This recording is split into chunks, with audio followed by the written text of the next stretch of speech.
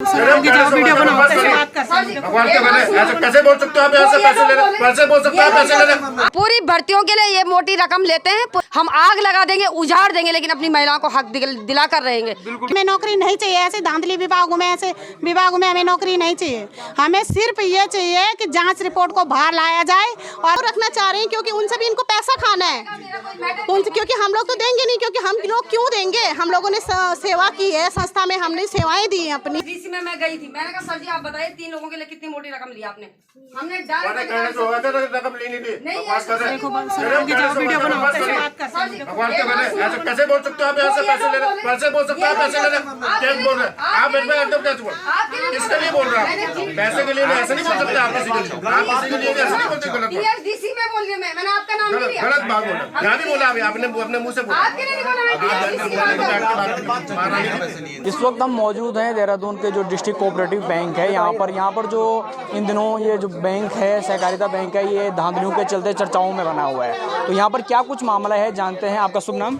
रीना उनियाल जी। उनियाल जी, तो मैं आपका धन्यवाद करना जी जी, क्या क्या मामला हुआ आज यहाँ पर? आज यहाँ पर बोर्ड बैठक थी जो बैंक की। सर, हम लोग जिला सहकारी बैंक में 12-13 साल से काम कर रहे हैं। कोई लोग 14 साल से भी हैं, कोई ओवर एज हो गए हैं। आज तक जो भी ये है, बोर्ड में प्रस्ताव पास होते हुए जो भी ये होता था कि जो 4th क्लास में काम करता, चाहे वो आउटसोर्स के माध्यम से हो, चाहे वो संविदा के माध्यम से हो, उनको 5 साल के बाद उनको ही परमानेंट किया जाता था। तो हुआ क्या कि इस समय भी इन्होंने कुछ लोगों को पहले परमानेंट कर दिया, फिर उन्होंने कहा हम विज्ञप्ति निकाल रहे हैं, पर जो लोग ऑलरेडी अंदर हैं, क्योंकि उनको अनुभव है, उनको अनुभव के नंबर देंगे। अनुभव के नंबर इन्होंने हमें दिए नहीं, क्योंकि खुद ये रजिस्ट्रार साहब ने बोला है कि आप लोगों को अनुभव के नंबर देने चाहिए।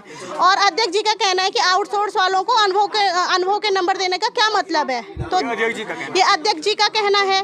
और अध्यक्ष जी अभी यहाँ पर वो क्या बोलते हैं, चेयरमैन सर जो हैं, अभी यहाँ पर ये यूकेडी की महिला प्रकोष्ठ की प्रदेश सुलोचना इस्टवाल जी ने पूछा, तो उनसे भी उन्होंने ये बोला, पहले 10 मिनट पहले वो कुछ और बोलते हैं कि मैं इनके लिए स्वीकृति लेके आता हूँ। ये चेयरमैन साहब ने बोला? हाँ बिल्कुल। उसके बाद वो बोलते हैं कि मेरा इस मैटर से कोई लेना देना ही है, वो जीएम करेगा जो करेगा, मैं कुछ नहीं कर सकता। और इसमें जांच बैठी थी सर, जांच आई नहीं अभी तक, जांच का कोई पता नहीं है। जैसे विधानसभा में जांच बैठी थी, 15 दिन के अंदर रिपोर्ट आ गई, लेकिन यहाँ के 15 दिन अभी तक 11 महीने हो गए। 11 महीने बाद रिपोर्ट नहीं आई? रिपोर्ट नहीं आई है, और कहीं हमारे लिए बोर्ड की सहमति नहीं है। कोई भी ऐसा पत्र नहीं है जिसमें बोर्ड समिति ने लिखा हो कि आउटसोर्स या संविदा को बाहर किया जाए। चलो ठीक है, बाहर कर दिया, लेकिन नोटिस पीरियड देना होता है। आधे दिन में इन्होंने बोलते हैं 2 बजे कि 3 बजे के बाद। ऐसा तो किसी बनिए की दुकान में भी कोई काम करता है, वो भी टाइम देता है 1 महीने का कि आप अपने लिए काम ढूंढिए। लेकिन हमने यहाँ पे, जब हमारा हक ये है कि हमारे साथ वाले तो परमानेंट हो गए, तो हम क्यों नहीं हुए? क्योंकि हमारे पास पैसा नहीं था, रिश्वत के पैसे। अब क्या कर रहे हैं लोग? अब ये लोग 30 लोगों को और रख रहे हैं आउटसोर्स के ही माध्यम से। जो आउटसोर्स के पुराने कर्मचारी है, हाँ, उनको हटा दिया। वो सोच रहे, हाँ, उनको रखना चाह रहे हैं, क्योंकि उनसे भी इनको पैसा खाना है। उनसे, क्योंकि हम लोग तो देंगे नहीं, क्योंकि हम लोग क्यों देंगे? हम लोगों ने सेवा की है, संस्था में हमने सेवाएं दी हैं अपनी, हमने ईमानदारी से काम किया, उस बात की हमको सजा मिल रही है आज। और 10-12 साल से आप जो है वो कोऑपरेटिव बैंक से जुड़े हुए? बिल्कुल सर, हम 12 साल से कोऑपरेटिव बैंक में हैं, काम कर रहे हैं सब लोग। कुछ लोग 5 साल 6 साल वाले भी हैं, ऐसा भी नहीं है। पर ये है कि 6 महीने वाले परमानेंट हो गए, जिनको मात्र 6 महीने हुए। ये जो 6 महीने वाले बात आप कर रहे हैं, ये भी आउटसोर्स के माध्यम से जुड़े? वो आउटसोर्स में थी मेरे साथ लड़की, परमानेंट हो गई। वो परमानेंट हो गई। अच्छा, 3 साल मानते हैं कि पूरा जो है यहाँ पर धांधली जो है वो साफ तौर पर हो रही है? बिल्कुल सर। माननीय बेलवाल जी, यहाँ पे जांच समिति गठित हुई थी, उसमें 2 सदस्य थे, वो मानसिंह सैनी जी और उप निबंधक नीरज बेलवाल जी। उन्होंने अनेक समाचार पत्रों के माध्यम से बोला है कि इस भर्ती में भारी मात्रा में गड़बड़ी हुई है, भाई भतीजावाद यहाँ पे हुआ ही है। जो अधिकारी है, उनकी बीवी, किसी की बेटी, किसी का बेटा, किसी का भतीजा, किसी का भांजा, यही लगे तो हम लोग कहाँ से लगते? उत्तरकाशी के चेयरमैन का बेटे को यहाँ लगा दिया, उत्तरकाशी के चेयरमैन के चेयरमैन के भाई के बेटे को वहाँ लगा दिया उधम सिंह नगर में। तो आप बताइए हम कहाँ जाएंगे? हमारे हक तो ऐसे छीने जा रहे हैं। यूपी वालों को यहाँ पे नौकरी दी जा रही है, हम कहाँ जाएंगे? अगर हम यूपी जाते हैं, क्या हमें वहाँ रोजगार मिलेगा? चलिए, कुछ और लोगों से भी यहाँ पर बातचीत करते हैं कि उनका क्या कहना है।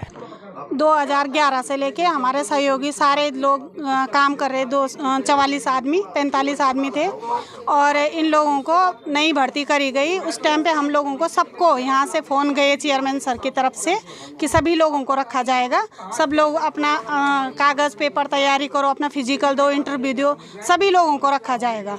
लेकिन हम लोगों को सिर्फ गुमराह कर दिया गया। सबकी उम्मीदें ये थी कि हम लोग इतने सालों से भी विभाग को अपना समय दे रहे, अपना काम दे रहे, भी ईमानदारी से हम लोगों ने अपना काम किया तो हम लोगों की नियुक्ति होगी। लेकिन जब रिजल्ट आया तो हम लोगों को पता चला है कि हम लोगों में से किसी की भी नियुक्ति नहीं हुई है। उनकी नियुक्ति हुई है हम लोगों के साथ वालों की जिन्होंने फिजिकल दिया और उन्हें बिना इंटरव्यू के पोस्टें पकड़ा दी गई। 3 ऐसे लोग हैं जिन्हें फिजिकल देने के बाद तुरंत पोस्टें पकड़ा दी गई। इंटरव्यू का कोई लेना देना नहीं था, रिजल्ट आने का कोई इंतजार नहीं किया गया। इसमें 4 लोग क्लर्कल में रखे गए, कुछ लोग ड्राइवर की पोस्ट पे रखे गए और उसके बाद जो हम लोगों के साथ वाले थे इन लोगों को सिर्फ धक्के पे धक्के दिए गए। फिर भी बोला गया कि तुम लोगों को नहीं निकाला गया। फिर भी हम लोग 8 महीने से काम कर रहे थे। रजिस्ट्रार का आदेश आया था कि नई भर्ती वालों को कार्यकाल न सौंपने दिया जाए। उसके बाद भी वो 8 महीने से 10 महीने से काम कर रहे थे। नवंबर महीने की 1 महीने की उनकी सैलरी डाल दी गई। 8 महीने की सैलरी क्यों नहीं डाली अगर वो सच्चे लोग थे तो?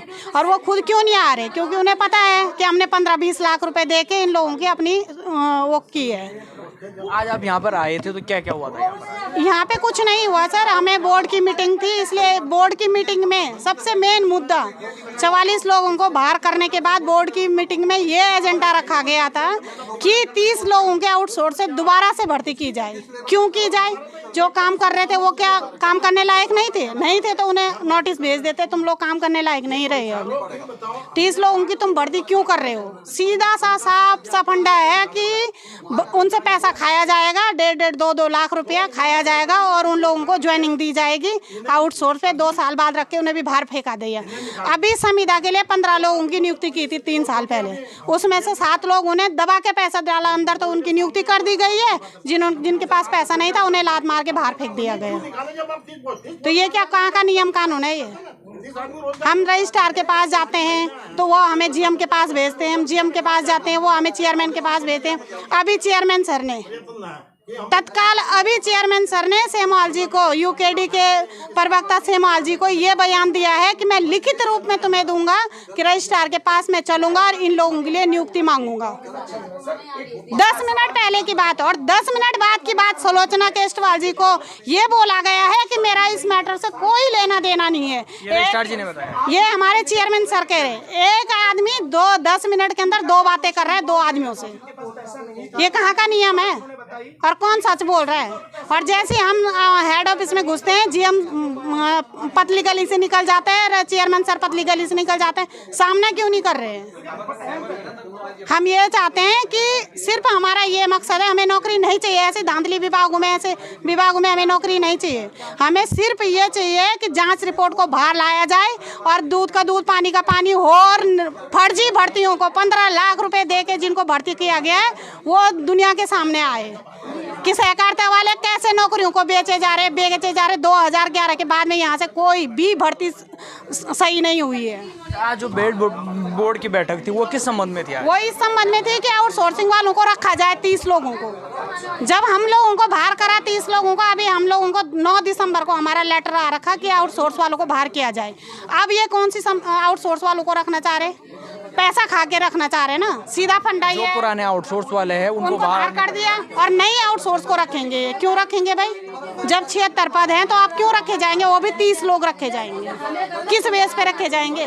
तो क्या नाम है मैम आपका? मेरा नाम चंद्रलता। जी मैम, क्या क्या हुआ आज यहाँ पे? बोर्ड बैठक की गई थी, जो आरोप लगाए जा रहे हैं जो कोऑपरेटिव बैंक है कि धांधली हुई है, क्या क्या मामला है?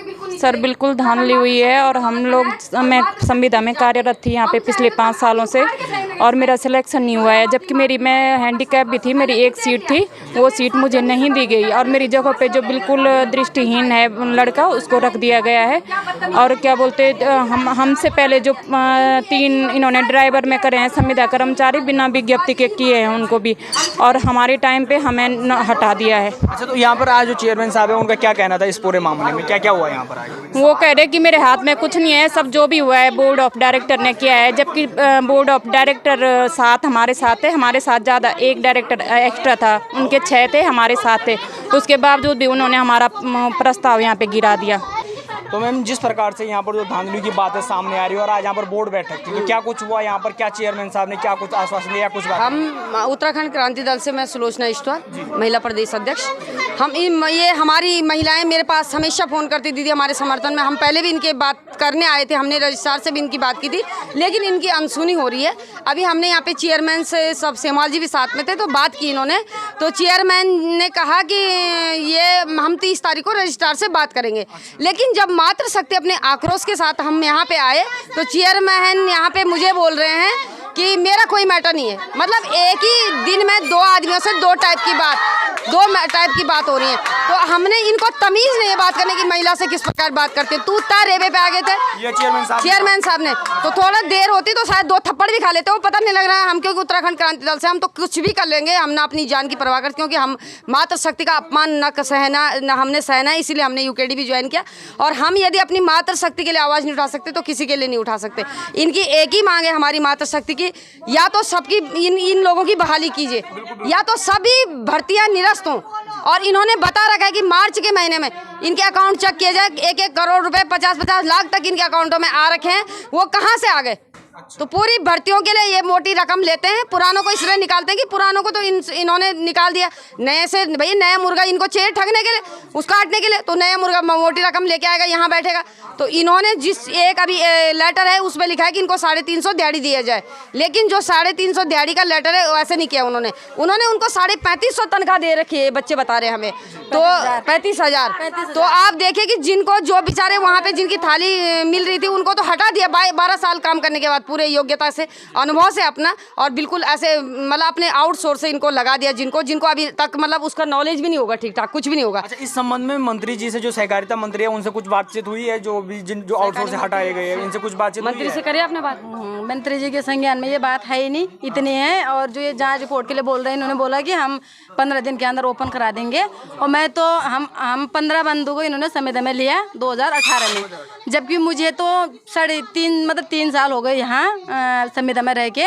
और इन लोगों ने हमारे साथ के संविदा वालों को वो बनाए, इनकी लिमिट बनाए इनकी पहले, ठीक है। और वो भी ऐसे बंदे हैं यूपी के जिनका यहाँ का डोमिसाइल नहीं है, ठीक है, सीधी और साफ बात है। इन्होंने बोला, जब हमने उस टाइम आवाज़ उठाई, इन्होंने बोला कि तुम्हें हम पिछले राउंड पे परमानेंट कर देंगे, ठीक है, आप अभी रहने दो और हम तुम्हें अगले उसमें कर देंगे, ठीक है। उसके बाद भर्ती आई, हमने इनसे फिर बोला, तो इन्होंने हमें यही बोला कि मैडम आपको हम कर देंगे। लेकिन जो इन लोगों ने, हम 15 संविदा में से इन लोगों ने हम 8 छोड़े और औरों को करा, वो बंदे 3 तो यहाँ है नहीं, मतलब यूपी के हैं, और यहाँ के डोमिसाइल उनके पास नहीं है। मतलब यूपी वालों को यहाँ पर जॉब दिया जा रहा है, और जो यहाँ के लोग लगे थे उनको निकाला गया। यहाँ बाहर कर दिया। ऐसी महिलाएं, 3 बेटियां इनकी, दूसरी महिलाएं उनके हस्बैंड भी नहीं है, बेचारी इस कंडीशन में यहाँ पहुँची हैं।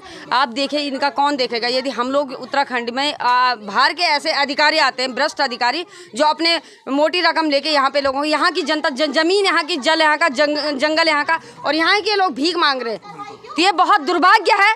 इसके लिए मैं बोलूँगी यदि मातृ शक्ति का साथ पूरे उत्तराखंड वासियों को देना चाहिए, इनका हक दिलाना हमारा अधिकार है। उत्तराखंड क्रांति दल की तरफ से, मैं महिला मोर्चा की तरफ से बोलूँ, हम आग लगा देंगे, उजाड़ देंगे, लेकिन अपनी महिलाओं को हक दिला कर रहेंगे, क्योंकि वो योग्यताधारी है। ये फर्जी काम से यहाँ पे पहुँचे नहीं है, फर्जी आउटसोर्स से नहीं, ये मोटी रकम दे के नहीं पहुँचे, इनका अनुभव है, इनकी योग्यता है, इसलिए पहुँचे। और पता है अभी जिस दिन दूसरी बात क्या है, जब इन लोगों ने उनको अंदर करा, उनकी पहले मतलब साल भर के बाद जब लिमिट बनती है, इन लोगों ने उनको पहले लिमिट बनाई, वहाँ से इनको पैसे लिए उनसे, उनको यहाँ भर्ती करा दिया, ठीक है। और हम भर्ती कराई उनको नहीं, उनको पहले तो संविदा में हमें भी करा, और सोर्स से हमें संविदा में करा, संविदा से इनको परमानेंट कर दिया। यूपी की बात कर रहे हैं, उनको परमानेंट कर दिया है। और जब ये लोग हमें बाहर कर रहे हैं, सबको करो बाहर, सबको करो। और जो इन्होंने संविदा में रखे भी हैं हमने चेयरमैन साहब से बात करी, चेयरमैन साहब ने हमें क्या बोला, वो ना ड्राइवर के पद पे थे, वो ड्राइवर के पद पे थे, तो जब समय में तभी वो गाड़ी चला रहे थे, और जब तुमने उनको परमानेंट करा तभी गाड़ी चला रहे थे। तो जब समय से लेके उनको परमानेंट करा, हमें भी करो, नहीं तो आप इस्तीफा दो और ये इस कुर्सी को छोड़ो। ठीक है, बहुत बहुत धन्यवाद। तो इस मामले में आगे देखते हैं कि इसमें जो निष्पक्ष जांच है वो होनी चाहिए, ताकि जो लंबे समय से यहाँ पर जुड़े जो अनुभव वाले लोग हैं उनको उनके साथ न्याय हो सके। आप देखते रहिए न्यूज़ स्टूडियो उत्तराखंड।